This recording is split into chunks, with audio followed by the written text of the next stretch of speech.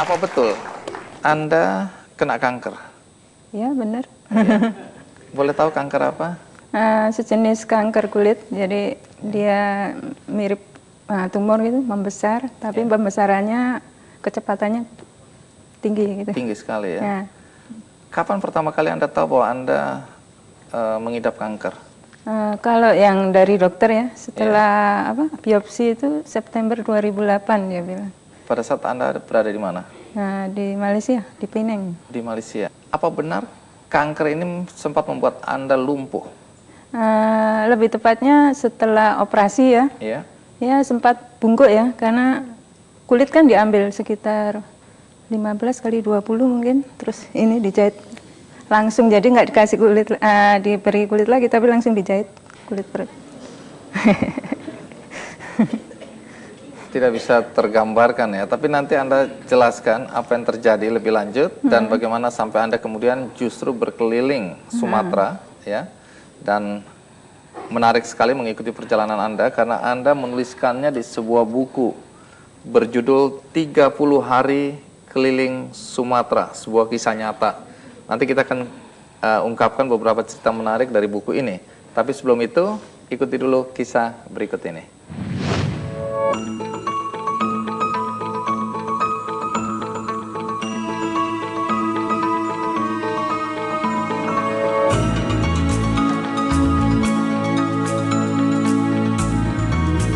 Ari Amhir, penulis yang sempat menderita kanker kulit dan menetap di desa Munduk Bali ini, memiliki tekad untuk terus menjelajah ke berbagai daerah dan berbagi terhadap sesama.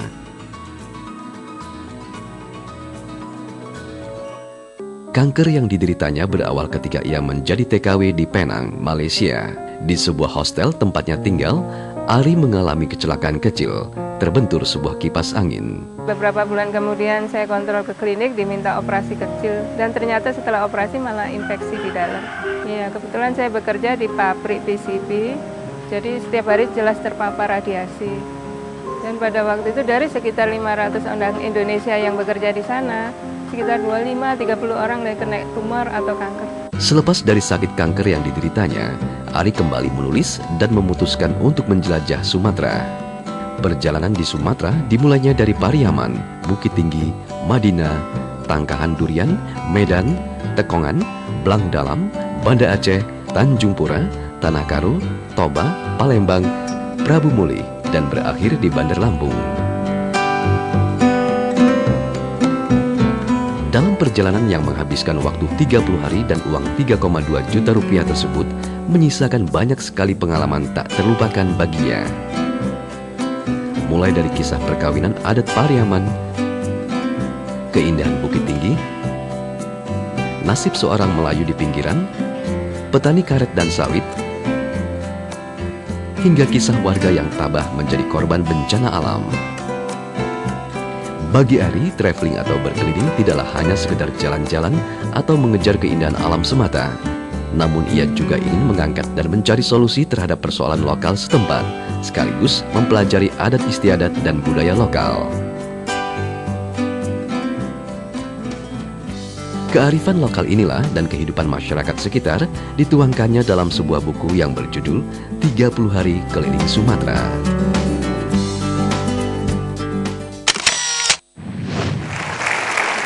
Dia mengatakan bahwa pertama kali tahu kena kanker pada saat di Penang, Malaysia. Ya. Kenapa Anda berada di Malaysia? Saya bekerja sebagai TKI ya, di pabrik PCB di sana. Jadi ada dua faktor waktu itu. Yang pertama, jadi TKI ternyata enak juga gitu. Sebulan kita bisa nabung bersih 3 juta. Terus kemudian saya sedang meneliti TKI legal untuk melanjutkan studi S2 begitu. Jadi saya coba cari data dulu, kemudian saya ikut S2 by research gitu ya. Jadi saya sudah punya semacam tesis, jadi lebih mudah karena basic saya kan teknik nuklir. Sementara saya ingin masuk sosiologi. Cari S2, teknik nuklir, mau masuk sosiologi, tapi jadi TKI. Agak rumit perjalanan itu. Begitulah saya. Anda pernah jadi reporter juga ya? Penulis? Iya, begitu lulus saya kerja di Jawa Pos waktu itu 2 tahun lebih. kemudian di Femina setahun, kemudian jadi kontributor di mana-mana. Paling lama waktu itu di Familia sama Ozon ya, majalah lingkungan. Oke. Nah, pada saat Anda di Malaysia dan tahu itu katanya kejatuhan kipas angin, baru Anda tahu bahwa Anda kena kanker. Iya, itu 2007 ya. Bagaimana hubungan kipas angin dan kanker? Jadi 2007 itu sekitar awal mungkin ya. Saya bersihkan hostel ya, asrama, kemudian kejatuhan salah satu anunya kipas angin gitu, kena perut. Nggak ada apa-apa, cuma memar aja, tapi ternyata kan abses pendarahan di dalam.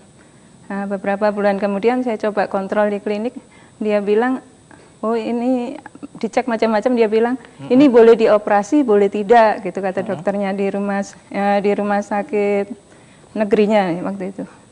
Terus kemudian, kamu sebaiknya operasi saja. Jadi saya operasi di rumah sakit Bukit Mertajam. Hanya gara-gara memar dibilang harus dioperasi? Karena agak bengkak gitu, bencol gitu. Ya.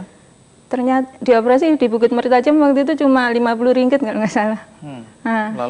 Lalu ternyata infeksi setelah itu. Infeksi di dalam, jadi saya juga tidak tahu kan, kontrol sekali aja kan, habis itu bekerja terus, sehari 12 jam bekerja.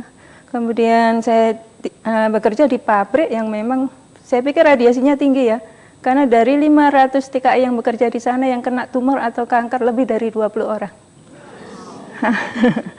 Iya. Menarik, dan Anda salah satunya ya? Iya, jadi karena kita punya sedikit luka aja bisa jadi seperti itu, karena dipacu. Apalagi saya bekerja dengan sinar X ya, jadi memeriksa bot-bot PCB itu, dideteksi sinar X, defeknya apa gitu ya, kerusakannya apa. Itu tanpa perlindungan di sana ya? Operator tidak, tapi kalau teknisi atau engineer ya pakai. Baik, ini pengalaman hidup Anda ya, baru Anda sadari belakangan. Nah, apa betul Anda dioperasi berkali-kali? 4 kali ya, dari operasi kecil itu. Kemudian saya pindah lagi ke Lamwai. Di Lamwai itu sekitar Mei ya, di operasi awal gitu. Dia bilang saya tidak berani menutup luka kamu sampai luka kamu tidak berdarah lagi. Jadi selama 1 minggu, kemudian operasi lagi ditutup. Nah dari situ kemudian beberapa bulan, itu bulan Mei ya, beberapa minggu atau dia bilang, oh ini kayaknya kanker. Tapi kan saya minta persetujuan untuk operasi kanker lagi. Waktu itu saya masih ragu, sekaligus apa benar sih kanker ya itu kan. Kemudian akhirnya saya memberanikan diri tanya, mereka menunda-nunda operasi itu sampai bulan Februari 2009. Akibatnya? Nah, jadi benjolan segini jadi segini. Terus akhirnya dioperasi? Dioperasi oleh spesialis bedah plastik ya. Jadi diangkat semua kulit yang mengandung sel kanker. Tapi karena sifat perut ini kan melar, kulit melar. Jadi cuma dijahit langsung. Jadi efeknya kan kita bungkuk. Berapa jahitan waktu itu? Ya 60-an lah, 61 gitu. Dari sini sampai sini waktu itu. Kan saya coba hitung kecil-kecil gitu ya. Kan dia diangkat jahitan. Kok Anda punya waktu untuk menghitung jahitannya? Kan banyak waktu saya. Banyak waktu ya, karena nggak bekerja ya. Iya. Ya, nah, untuk itu Anda terpaksa harus belajar berjalan itu? Berjalan bisa, tapi capek ya. Baru jalan 25 meter, karena kan ini ketarik kan, pinggul begini. 25 meter udah capek. Nah, menarik karena kemudian beberapa bulan setelah operasi besar itu, Anda memutuskan untuk bahkan keliling Sumatera. Nah, tentu kita ingin tahu apa yang membuat seorang Ari tertarik untuk berkeliling Sumatera dan apa yang dia laporkan di bukunya 30 Hari Keliling Sumatera.